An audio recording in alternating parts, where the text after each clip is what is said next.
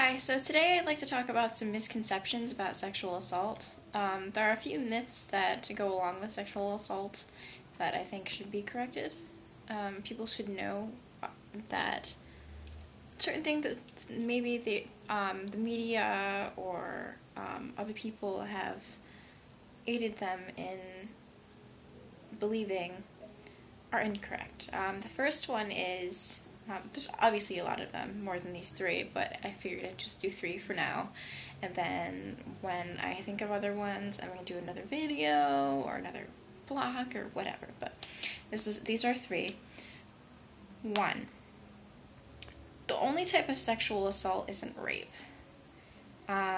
People can get molested, people can be touched any sexual way that is unwanted. No. Any sexual way that is not consensual. If someone wants to have sex, if someone wants to have a sexual act done upon them, and they tell you, but we're not going to. We're not going to because of whatever reason. If they say, I do want you, I'm sexually attracted to you, but no, you respect that. And more along the lines of only rape not being the only sexual assault. Some examples might be being fingered. I'm talking about women because women are ones who are mostly sexually assaulted. Maybe I'll do another video for men. And other genders. But it can be touching the boobs, it can be touching the butt, it can be touching the vagina, in any way that is non-consensual. I just wanted to clear that up. And both of them have emotional implications. Both of them can put you in a psychiatric facility. A second one is there's this misconception that people who mostly sexual assault people are complete strangers or strangers.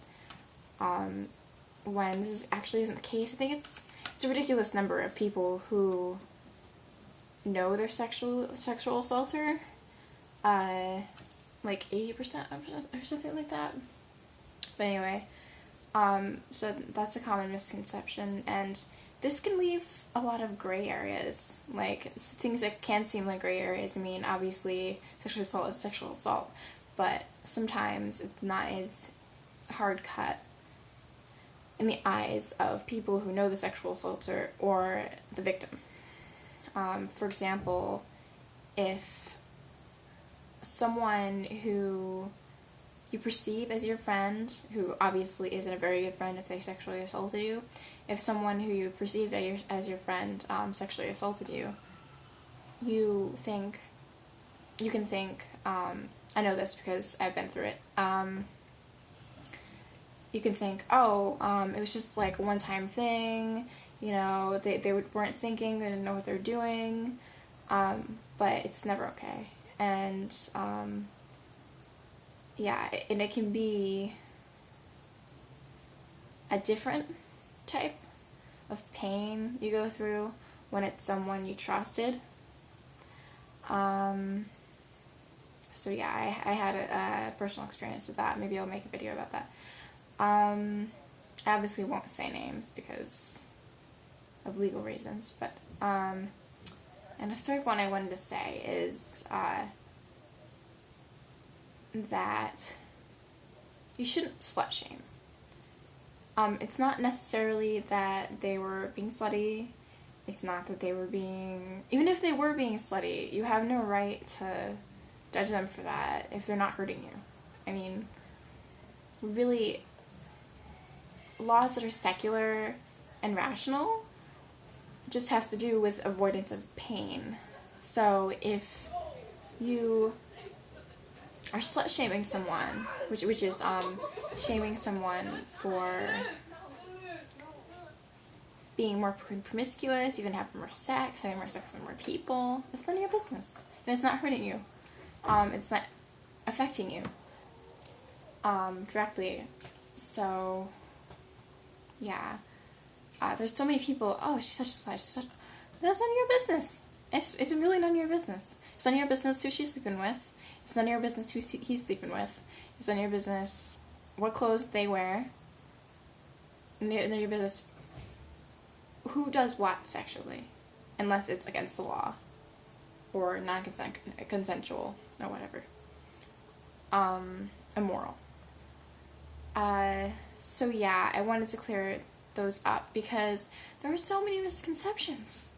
And if you have been sexually assaulted, and being sexually assaulted is what I said, the breast, the butt, the vagina, the penis, the mouth, being touched in a sexual way, use your imagination, that's sexual assault. So, report it. Make sure they can't do it again, because if you don't turn them in, they can do it again. And although it's not your fault that they did it again, it might not have happened if you brought it forward and put them in jail. So, yeah. And unfortunately, when these types of cases are brought to jury, to trial,